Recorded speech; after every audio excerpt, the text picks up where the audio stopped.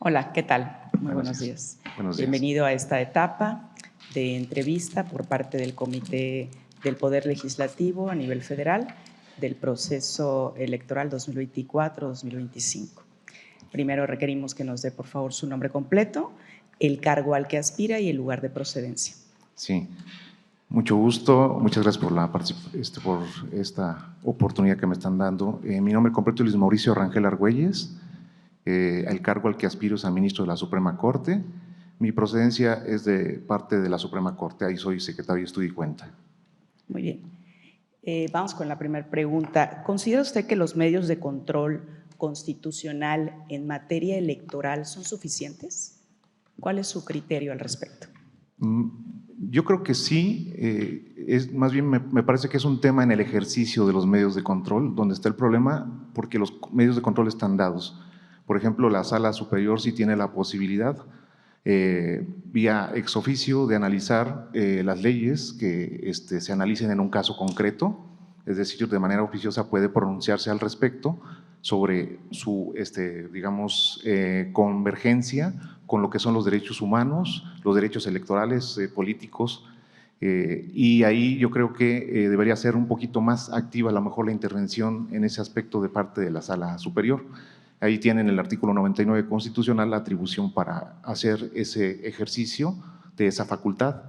En el caso de las acciones de inconstitucionalidad que lleva la Corte, ahí se analizan directamente vía control concentrado el análisis de las leyes electorales, y yo creo que ahí a lo mejor podría ser un poquito estirar la liga en el tema del análisis de esas leyes, porque está el problema de que no hay una suplencia amplia en el análisis de las leyes.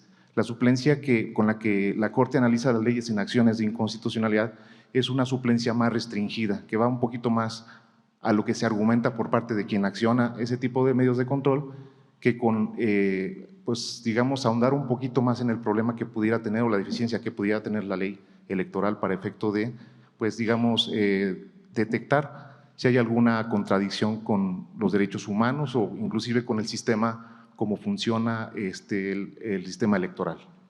¿Y cuál es su criterio respecto a la inviolabilidad de la Constitución enfocado a estos temas? Pues yo creo que es importante, ¿no?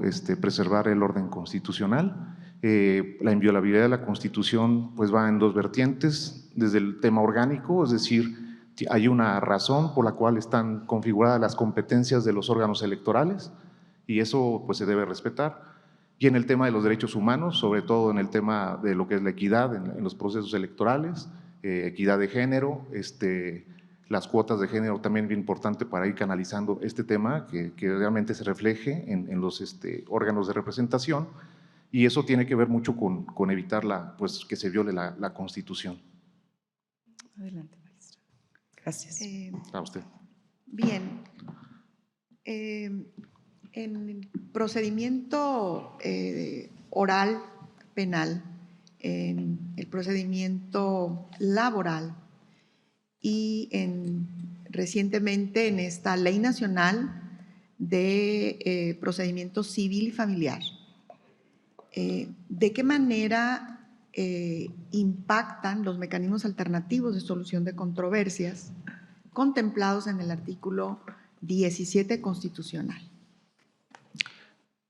Los mecanismos alternativos, bueno, estos procedimientos están configurados a modo de que exista, digamos, una mayor proximidad entre el juzgador y los justiciables, y eso da la ventaja en que exista un mayor conocimiento de lo que se va a resolver. La publicidad, también la transparencia en esos procedimientos es muy importante.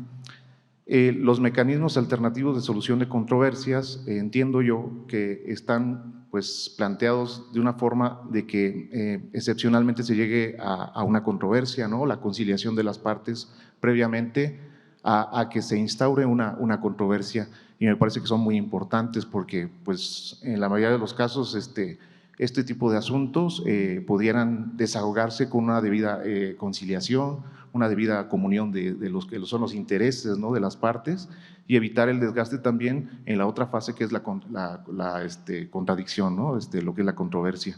Entonces, sí es de suma importancia que se fortalezcan estos mecanismos alternativos de solución de controversias para efecto de que pues se haga esa costumbre, ¿no? Esa costumbre en la sociedad de que es mejor un buen arreglo que un mal juicio, ¿no? Esa cuestión todavía no está muy arraigada porque somos, sobre todo en el tema también el ejercicio de la carrera del abogado litigante. Yo fui también abogado litigante.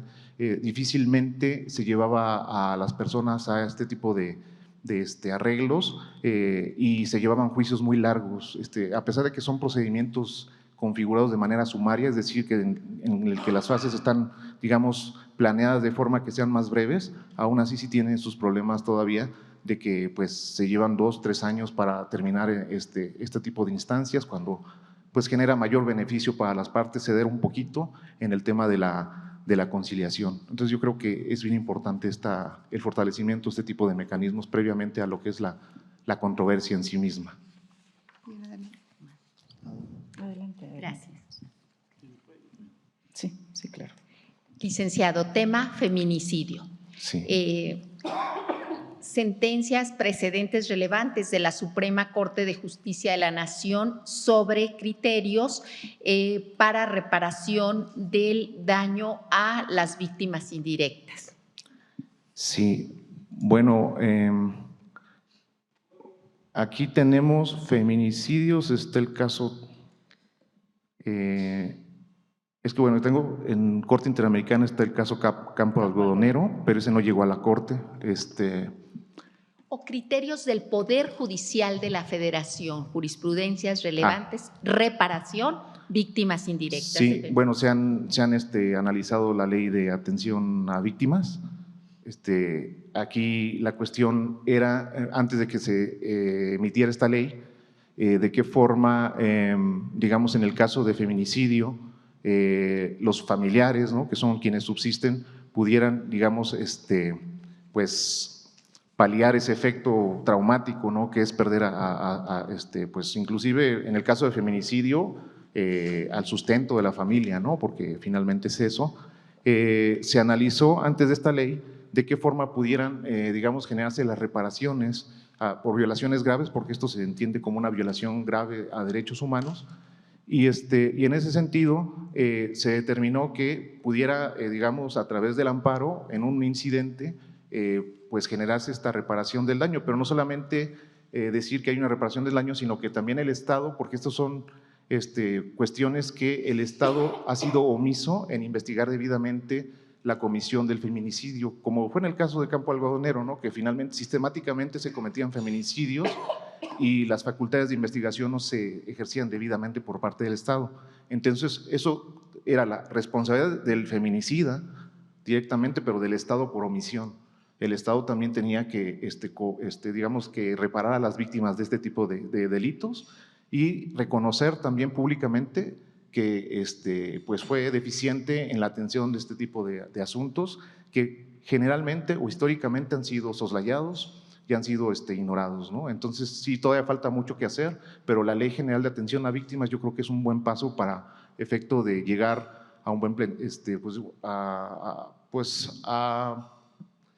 digamos, disminuir la afectación que se tiene por la comisión de este tipo de delitos. Entonces la Corte en algunos asuntos, antes de la emisión de esta ley, recuerdo, planteaba que a través del amparo, a través de un incidente, podía, digamos, generar esas condiciones para efecto de que a las víctimas se les reparara o se les resarciera el daño, el reconocimiento del Estado y también la capacitación de los agentes del Estado para efecto de evitar en un futuro que se siguieran cometiendo estas omisiones y evitar en la medida de lo posible el daño que se genera a los familiares de las víctimas de feminicidio. Muchas gracias. Adelante. No, para que tenga tiempo de su cierre. Ok. Bien. Tiene un tiempo de aproximadamente 2 minutos y fracción para su cierre. Muy bien. Bueno, yo hice un planteamiento sobre cómo resolver aquí el tema de pues algunas deficiencias que tiene en el caso de ministros de la Corte. Por experiencia propia, yo creo que hay que apuntar a 4 aspectos principales. La priorización de la justicia social a través del ejercicio de la facultad de atracción, atraer más casos donde se generen vulneración de grupos minoritarios, protección al medio ambiente, inclusive pues también lo que es el maltrato, evitar el maltrato animal. Esa sería una cuestión. Otra es fortalecer la ética y el humanismo en la función jurisdiccional. Creo que es bien importante, y a eso apunta la reforma, a que no solamente haya la preparación técnica por parte de los juzgadores, sino también una sensibilización o humanización de los juzgadores. Y eso solamente tendría que, pues yo pienso hacer tipo de campañas o que el ministro se constituya directamente a donde está el caso para sensibilizarse y tomar el parecer directamente de quienes son afectados, por ejemplo, comunidades indígenas. Ese sería un principal punto. Y también capacitarse en materia de ética y desarrollo del humanismo judicial. Otra cuestión también que tiene que ver y creo que varios lo han dicho, es el acercamiento a los justiciables. Pero ¿de qué forma se puede, digamos, cristalizar esto? Yo creo que mediante dos acciones principales. Ese acercamiento no solamente a los justiciables, sino al pueblo en general. ¿Qué significa? Que en las sesiones que tenga la Corte manejen un lenguaje más entendible, porque a veces es muy técnico y la gente cuando ve las sesiones no lo entiende. Y otra, que los ministros de la Corte entreguen un informe semanal o una conferencia de prensa donde destaquen los principales puntos de las decisiones que están tomando, también en un lenguaje asequible, entendible para las personas, y de esa forma la gente, el pueblo, tenga un mayor entendimiento de que realmente están respondiendo a los reclamos sociales. Y finalmente, pongo ahí un tema de autocontención del Poder Judicial como Tribunal Constitucional. O sea, el Tribunal Constitucional, la Corte, está llamado a ser un tribunal más democrático y la legitimación de la Suprema Corte estaría en función de que en el análisis, por ejemplo, de las leyes que son un producto del legislador democrático, tengan mayor prudencia en hacerlo. Es decir, que tengan en cuenta el origen de la ley y que solamente en casos significativos, de manera prudencial, declaren invalidez de la ley. Yo creo que de esa forma se generarían dos cosas. Uno, legitimar a la Corte como un tribunal democrático, y otra, la creación y fomentar que se creen ministros con mayor vocación de servicio y que tengan como vertiente la ayuda al país. Muy bien, gracias. Gracias por su participación. Sería cuanto de nuestra parte. Estaremos pendientes para los comunicados subsiguientes. Gracias. Gracias y muchas felicidades también por su labor. Muchas gracias. Gracias. Gracias.